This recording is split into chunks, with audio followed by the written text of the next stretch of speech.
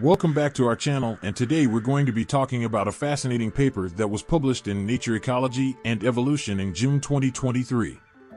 The paper, written by a team of researchers in Europe, is titled Evidence for Hunter-Gatherer Impacts on Raven Diet and Ecology in the Gravettian of Southern Moravia.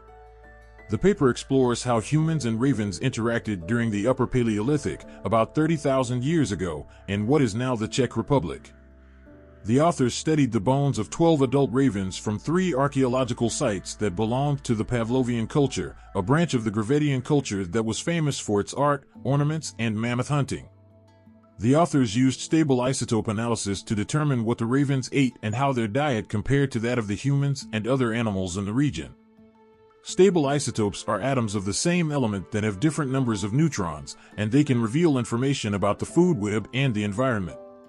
The results showed that the ravens had a very high nitrogen isotope ratio, which means they were feeding on high trophic level animals, such as large herbivores and especially mammoths. Higher trophic level animals have higher nitrogen isotopes due to isotopic fractionation, where different isotopes of the same element behave differently in chemical reactions and biological processes, altering their abundance. Nitrogen 15, or 15N, is enriched in animal tissues because nitrogen 14, or 14N, is preferentially excreted. This creates an increase in the 15N value with each trophic level, allowing nitrogen isotope ratios to estimate an animal's trophic position in ecosystems. In other words, the ravens had more of the heavier nitrogen isotope than the lighter one in their bones, compared to other animals in the region. This indicates that they were eating animals that were higher up in the food chain, such as mammoths. The ravens also had a similar carbon and sulfur isotope ratio to the humans, which means they might have been eating from the same sources and habitats. The authors suggest that the ravens were attracted by the human settlements and the carcasses that they left behind. The humans probably hunted mammoths and other animals, but they could not consume all the meat, so they left some parts for scavengers like ravens. The ravens may have also benefited from the human presence by finding shelter, protection, and fire. The authors argue that this is one of the earliest examples of synanthropism, which is when animals adapt to live near humans and exploit their resources.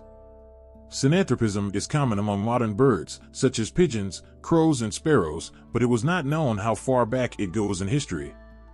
The paper concludes that humans and ravens had a complex relationship in the Upper Paleolithic, and that humans may have influenced the ecology and behavior of ravens by providing them with food subsidies.